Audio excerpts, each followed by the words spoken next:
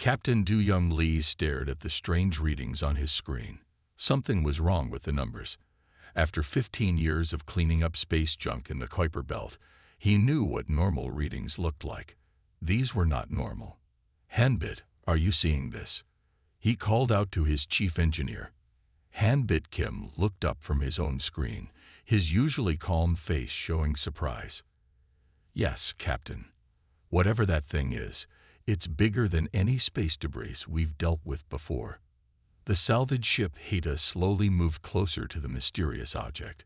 Its powerful lights cut through the darkness of space, revealing something that made the whole crew stop and stare. It wasn't space junk. It was a ship, but not one made by human hands. "May-Ray, start scanning. I want to know everything about this thing," Du-Young ordered. May-Ray Park, their xenotechnology expert, was already working on it. Her fingers flew across her control panel as she gathered data. "Captain, you need to see this," she said after a few minutes. "The ship, it's giving off energy readings. It's still active." Du-Young felt his heart beat faster. In all of human history, they had never found proof of alien life. Now, floating in the darkness beyond Neptune, they had found not just proof, but an actual alien ship. "Any signs of life?" he asked. "No living creatures," May-Ray answered. "But there's an active computer system. It's damaged, but it's working." The Hades crew of 5 gathered in the bridge.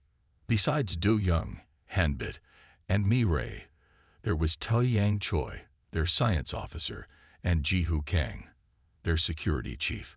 They all watched the main screen as May-Ray showed them her findings. "The ship is about 3 times bigger than ours," she explained.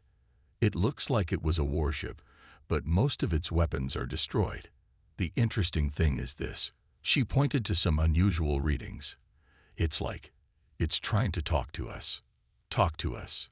Ji-Hoo asked, his hand moving to his weapon. "Could it be a trap?" "I don't think so," May-Ray said. "Look at these data packets. They're formatted in a way that would be easy for us to understand. It's like someone left us a message." Du-Young made his decision. "Hanbit, prepare the boarding suits. May-Ray, you're with me. Ji-Hoo, you too. Tai-Yang, keep monitoring from here. If anything looks dangerous, you pull us out immediately." The inside of the alien ship was both amazing and scary. Their lights showed corridors that were clearly made for beings about the same size as humans, but everything looked slightly wrong. Angles that didn't quite match what human architects would use, materials that seemed to shift color as they moved past. "Captain," May-Ray called out. "The active systems are coming from this way." They followed her to what looked like the ship's bridge. Unlike human ships with their many screens and buttons, this room had smooth walls that seemed to glow from within. In the center was a column of light. "It's some kind of computer core," May-Ray said, her voice full of excitement. "And it's responding to our presence." The column of light flickered, and suddenly the room was filled with a soft voice speaking perfect Korean. "Greetings, humans of Earth. We are the architects. If you are hearing this message, then you have found our gift to you." The 3 humans looked at each other in shock. The voice continued. "We have watched your species from afar. We have seen your creativity, your ability to adapt, your remarkable talent for looking at problems in new ways. These qualities make you unique among the species we have studied." Images appeared in the air around them. Pictures of Earth, of human cities, of human achievements. "We leave you this ship because we will soon be gone. The species known as the Devourers has destroyed countless civilizations. They are now destroying ours. We cannot defeat them. Our minds do not work in ways that can overcome their defenses. But you humans think differently." The voice paused, and new images appeared. Terrible scenes of planets being destroyed, of massive ships cutting through space like dark clouds. "This ship contains all of our military technology. We have made it compatible with human systems.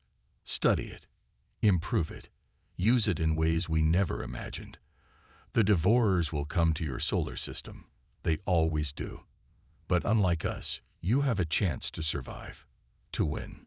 More data began flowing across the walls. Technical diagrams, weapon systems, shield designs. Myray was recording everything, her eyes wide with amazement. We give you this gift freely, asking only that if you succeed where we failed, remember us, remember the architects, and know that in our final days, we put our hope in humanity. The voice faded, but the data kept coming. Du Young touched his radio. Tai Yang, are you getting all this? Yes, Captain. Tai Yang's voice came back, shaking with excitement. It's incredible. The amount of technical data they're sharing. This is beyond anything we've ever dreamed of. Jehu, Du Young said, contact Earth Command. Tell them. He paused, looking at the alien ship around them, thinking about what this meant for humanity. Tell them we found something that changes everything.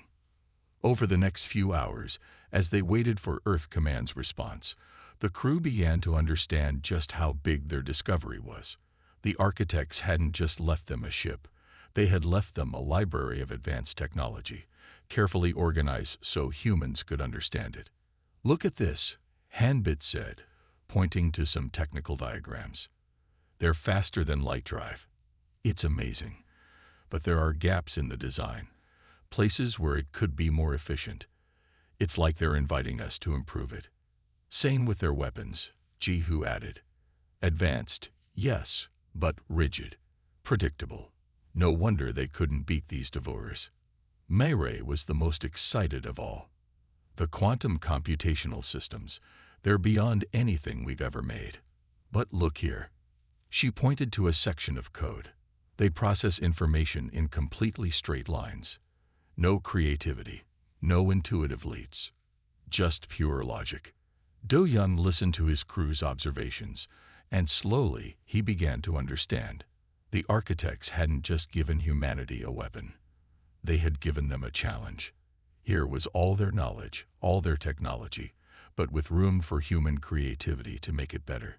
When Earth Command finally responded, their orders were clear: guard the ship, study everything, and prepare. If the architects were right, humanity would need every advantage they could get.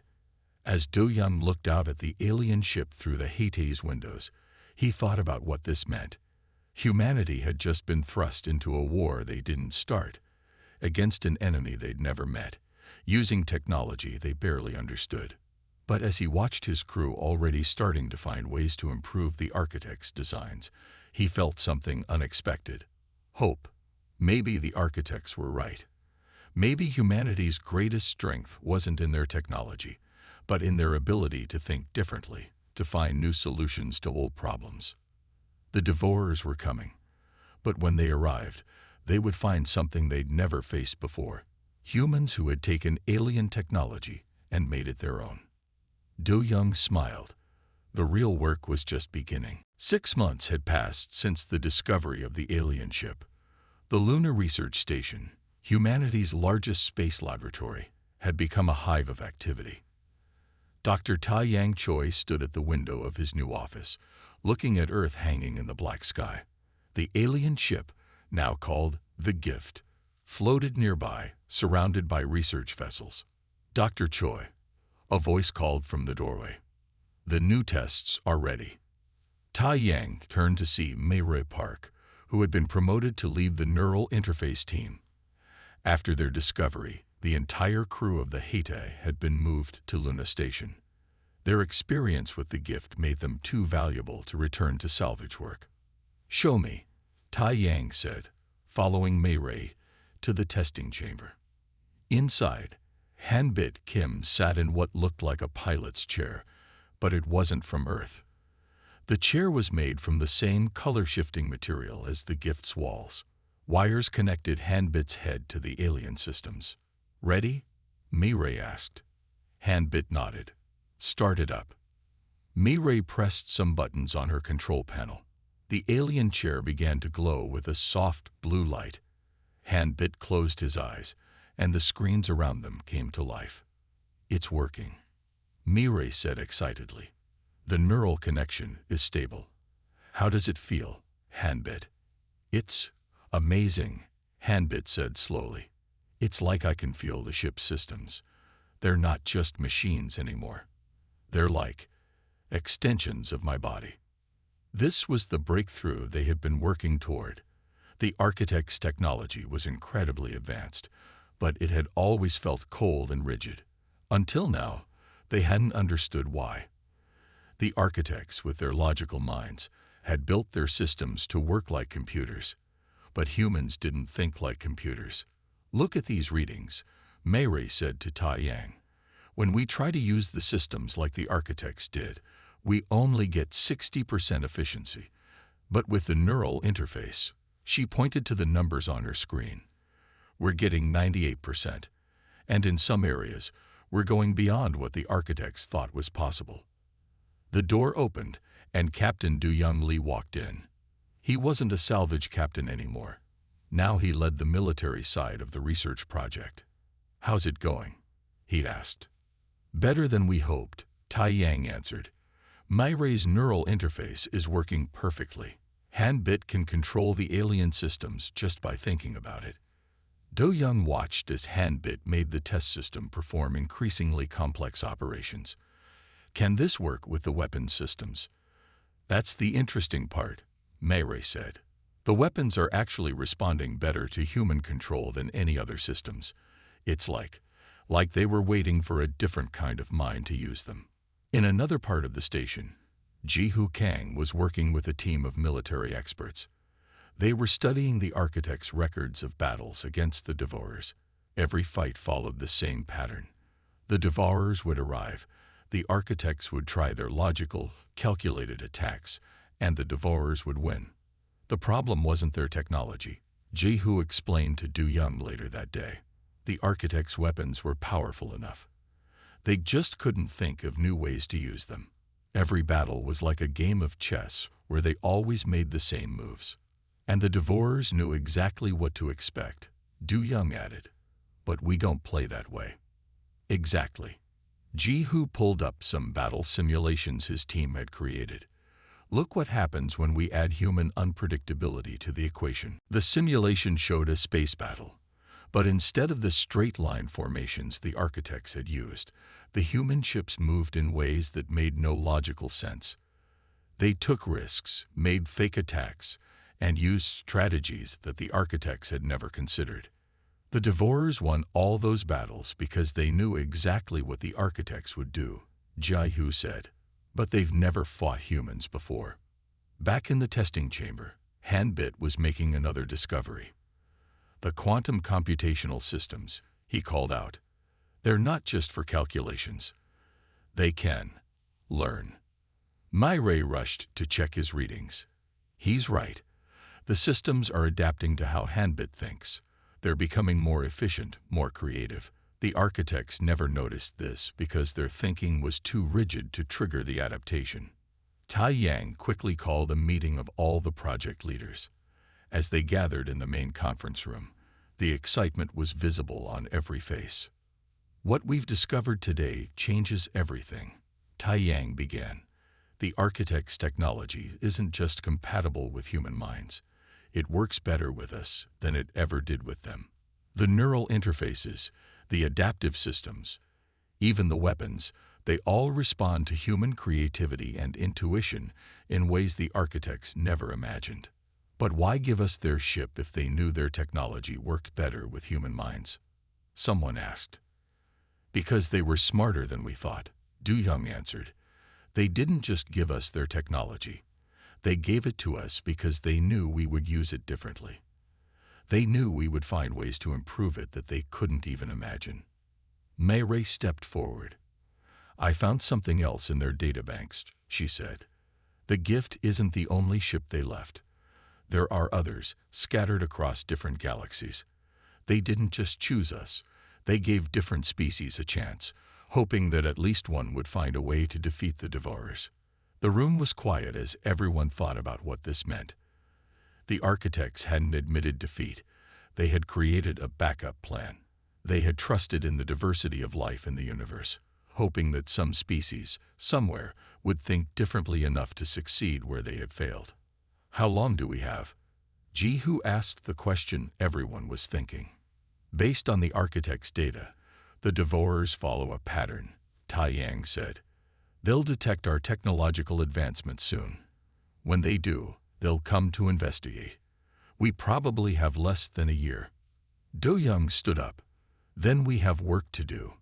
Myray, I want neural interfaces installed in all our test ships within 3 months.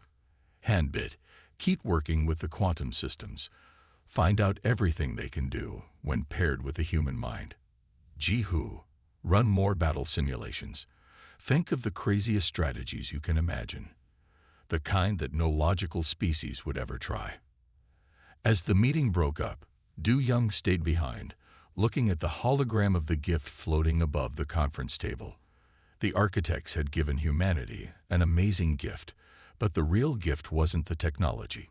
It was the recognition that humanity's greatest strength was its ability to think differently, to try new things, to be unpredictable. The Devourers were coming, yes, but they had never faced an enemy who could think like humans.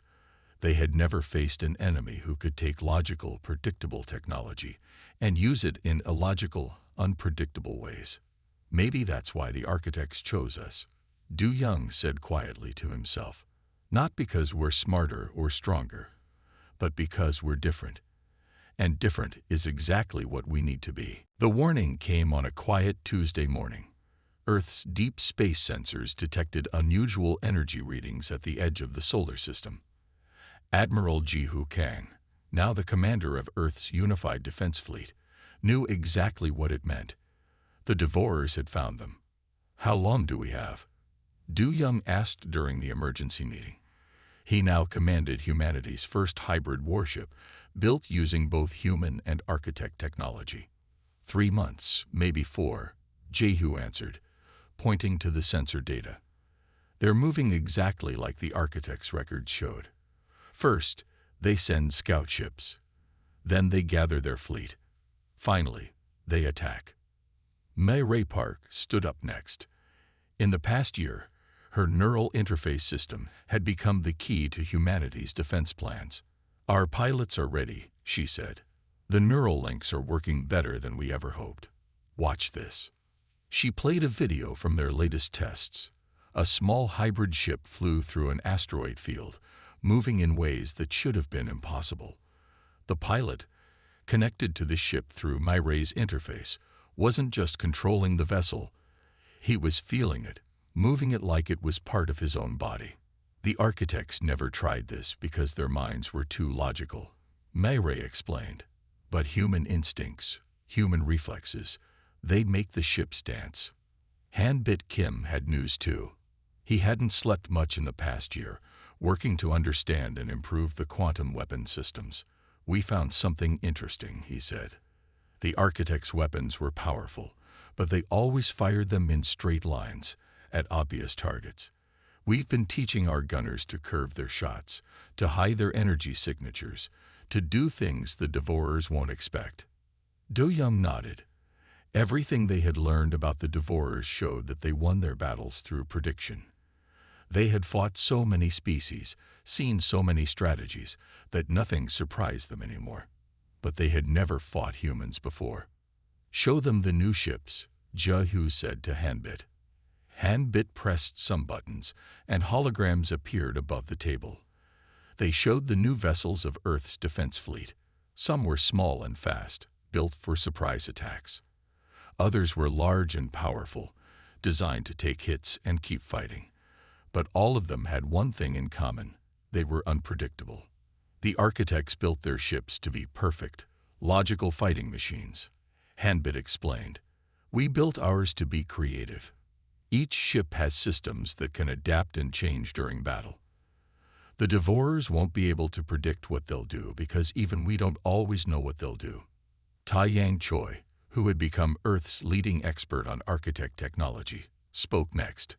We've also found ways to improve their shield systems, he said. The architects used shields like walls, strong, but unchanging. We've made ours flexible. They bend instead of break. They learn from attacks and adapt. The room was quiet for a moment as everyone looked at the fleet designs. They had come so far in just 1 year. The architect's gift had given them advanced technology, yes, but humanity's gift back to that technology was creativity, instinct, and unpredictability. "There's something else," Mary said quietly. "Something we discovered last week." She looked at Hanbit, who nodded encouragingly. "The quantum computational systems, they don't just learn from how we think. They're starting to think with us." She showed them new data from the neural interface tests. When our pilots connect to the ships, the quantum systems don't just follow their commands. They start to predict what the pilot wants to do. They make suggestions. They become true partners in the fight. "Is it safe?" Jihu asked, always thinking about security. "Safer than we could have hoped," Mary answered. "The systems can't think without a human connected to them. They're not independent AI. They're more like an extension of human creativity. They take our ways of thinking and make them faster, stronger, more efficient." Do Young stood up and walked to the window. Earth hung in the black sky, beautiful and vulnerable. "How many ships will be ready in time?" he asked. 50 large warships," Jihu answered. 200 smaller vessels, all with neural interfaces, all with hybrid technology. It's not a huge fleet, but every ship is more powerful than anything the architects ever built. "And our secret weapon?" Du Young asked. Hanbit smiled. "Ready for testing." The architects never even imagined something like this was possible. They saw quantum entanglement as a way to communicate. "We're turning it into a weapon." The secret weapon had been Hanbit's idea. The architect's quantum systems could connect to each other across any distance.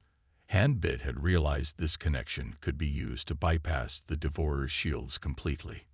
If it worked, it would be the first truly new weapon these ancient enemies had seen in thousands of years. "The pilots need more training time," Mary said. "The neural interfaces work perfectly, but using them in combat is different from testing. We need our people to be completely comfortable with the technology before the real fight begins." "They'll get it," Jihu promised. "Every pilot, every gunner, every engineer, they'll be ready. The whole world is working together now. Everyone understands what we're facing." Do Young looked at his friends, his crew. They had come so far from being simple salvage workers. Now they stood at the front line of humanity's greatest challenge. The architects had trusted humanity with their legacy, and humanity had taken that trust and turned it into something new, something unique. "The Devorers think they're coming to find another logical, predictable species," Du Young said. "Another easy victory. Instead, they're going to find something they've never seen before, a species that takes logical technology and uses it in illogical ways, a species that turns predictability into chaos, a species that looks at their unstoppable weapons and thinks, 'I bet we could stop those.'" He turned back to the window, to the fleet of hybrid ships floating in space around the station. 3 months, he said. 3 months to finish our preparations. 3 months to ready ourselves for a fight unlike anything in human history. He smiled. 3 months to prove that the architects chose well when they chose humanity. As the meeting ended and everyone went back to their duties, Du Young stayed by the window. The architects had given humanity their technology because they saw something special in the human mind. The ability to think differently, to try new things, to be unpredictable. Now it was time to prove they were right. The Devorers were coming, expecting another simple conquest. Instead, they would find humanity waiting for them, armed with architect technology, but fighting with human creativity. The greatest space battle in human history was coming, and humanity was ready to show the galaxy something it had never seen before. The Devorer fleet appeared exactly where Earth's scientists said it would, just beyond the orbit of Neptune. Du Young Lee stood on the bridge of his ship, now named Phoenix, and watched the enemy vessels emerge from faster-than-light travel. They looked like dark clouds against the stars, their ships bigger than anything humanity had ever built. "All ships, report in," Du Young said calmly. One by one, the commanders of Earth's fleet checked in. Every voice was steady, determined. They had trained for this moment for months. Neural interfaces active and stable. Myre reported from her station. She was monitoring the connections between pilots and their ships across the entire fleet. Everyone's showing strong links. The quantum systems are responding perfectly. Hanbit's voice came next from the engine room. Quantum weapons charged and ready. Shield systems at full power. He paused. The secret weapon is ready too, just waiting for your command. The Devourers moved forward slowly, their fleet spreading out in the same formation they had used to destroy countless civilizations before.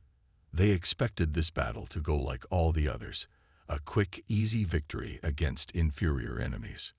They're scanning us. Tai Yang reported from the science station. They've noticed our hybrid technology. They know we have architect systems. Good, Du Young said. Let them think they know what to expect. He opened a channel to all ships. Remember your training. Don't fight like the architects. Fight like humans. Begin Operation Chaos. The human fleet burst into action, but not in the way the Devourers expected. Instead of forming neat battle lines like the architects always had, Earth's ships scattered in all directions. Some flew straight at the enemy, others hid behind moons and asteroids, and some seemed to retreat. The Devourers attacked the ships that charged them first, expecting an easy kill. But the human vessels, guided by pilots mentally linked to their ships, moved in ways that should have been impossible. They spun and twisted, their shields bending and flexing to absorb hits that should have destroyed them. First wave, attack pattern Omega. Du Young commanded. A group of smaller ships emerged from behind Jupiter's moons, firing quantum weapons. But unlike the architects' straight-line attacks, these energy beams curved and twisted through space. Some even passed through quantum tunnels, appearing behind the Devourer ships to strike their supposedly safe rear shields. The enemy fleet responded quickly, adjusting their shields to block these new attacks. But that was exactly what Du Young had wanted. Second wave. Now, he ordered. Another group of Earth ships appeared, using a completely different attack pattern. While the Devourers were focused on blocking the curved energy beams, these ships got close enough to launch Hanbit's secret weapon, quantum-entangled missiles that simply ignored shields completely, appearing inside enemy ships through quantum tunneling. It's working. Hanbit shouted as the first Devourer ships began to explode. Their shields can't stop weapons they can't detect. But the Devourers hadn't conquered half the galaxy by being easy to defeat. Their ships regrouped, launching waves of fighters and powering up their main weapons. The dark energy beams they fired could cut through normal shields like paper. All ships, activate adaptive shielding. Myre called out. As the Devourer weapons hit Earth's fleet, the shields didn't try to block the energy. They absorbed it, learned from it, and adapted to it. With each hit, the shields got stronger against that type of attack. They're trying to predict our movement patterns, Tai Yang warned, watching the enemy fleet's reactions. They're looking for logic in our attacks. Du Young smiled. Then let's show them how the logical humans can be. All ships, random attack pattern Delta. The Earth fleet's movements became even more chaotic. Ships fired their engines at seemingly random moments, spun in ways that made no tactical sense, and launched attacks from impossible angles. The quantum computational systems, linked to human minds, helped the pilots pull off maneuvers that no organic being could have managed alone. The Devourer's perfect formation began to break apart as they tried to deal with attacks coming from all directions. Their experiences fighting the architects hadn't prepared them for this kind of battle. Every time they thought they had figured out humanity's strategy, the Earth ships would do something completely different. Their flagship is powering up something big, Myre reported, reading data from their sensors. Energy readings are off the charts. The massive Devourer flagship began to glow with dark energy. It was preparing to use the same weapon that had destroyed the architect's homeworld. The blast would be powerful enough to break through any normal shields and destroy half of Earth's fleet. All ships, clear the target zone, Du-Yum ordered. Then he turned to Hanbit. Is the Phoenix ready? Hanbit nodded. The quantum collectors are charged, but we'll only get one shot at this. Do-Yum opened a channel to all ships. This is what we trained for. Execute Operation Reversal. As the Devourer flagship fired its planet killer weapon, something unprecedented happened. The Phoenix, using technology that combined architect quantum systems with human creativity, didn't try to block the blast. Instead, it absorbed the energy, channeled it through its quantum systems, and fired it back at the enemy fleet. The Devourers, confident in their superior shields, weren't prepared for their own weapon to be turned against them. The dark energy blast, now amplified by human quantum technology, tore through their fleet like paper. Ships began exploding in chains as the energy rippled through their formation. Now, Du-Yum shouted, all ships, Quantum Strike Pattern Alpha. Don't let them regroup. Earth's fleet attacked from all directions at once, their quantum weapons bypassing the confused and weakened Devourer shields. Ships that had survived countless battles against logical, predictable enemies found themselves being torn apart by weapons and tactics they had never seen before. The battle lasted another hour, but the outcome was already decided. The Devourer fleet, for the first time in their long history of conquest, was being systematically destroyed. Their remaining ships tried to retreat, but the human fleet had positioned itself carefully during the chaos. There was nowhere for them to run. When the last Devourer ship exploded, silence fell across the battlefield. The dark clouds that had threatened Earth were gone, replaced by floating debris that would serve as a warning to any future invaders. Damage report, Du-Yum called out. We lost 23 ships, Myray reported, her voice sad but proud. But we destroyed their entire fleet. Over 200 Devourer ships eliminated. The quantum systems are picking up something interesting, Hanbit said. Data packets in the debris. The Devourers were sending messages during the battle, probably to their other fleets. They seemed confused. They couldn't understand why their tactics weren't working. Du-Yum looked at the remains of the enemy fleet floating in space. They couldn't understand because they'd never faced an enemy who thought like us. The architects gave us their technology because they knew we'd use it differently. They knew human creativity was the key to defeating an enemy that had never lost a battle. Tai Yang spoke up from his station. I'm detecting quantum signatures similar to the gift. There are more architect ships out there, waiting to be found. More technology waiting to be used in ways its creators never imagined. Do-Young nodded. The battle was over, but humanity's journey was just beginning. They had proven that the architects chose well when they put their trust in human creativity. Now it was time to find those other ships, to help other species who might be facing the same threat. Send word to Earth, he ordered. Tell them we won. Tell them humanity's first space battle is also humanity's first space victory. And tell them to prepare for what comes next. What comes next? Myray asked. Do-Young looked at the stars stretching out before them. We go out there. We find the other architect ships. We help other species who might be facing the Devourers. The architects trusted us with their legacy. Now it's our turn to prove that trust wasn't just about winning one battle. As the Earth fleet turned toward home, Do-Young thought about how far they had come. From finding a mysterious wreck in the Kuiper Belt to defeating humanity's first alien threat, they had proven something important.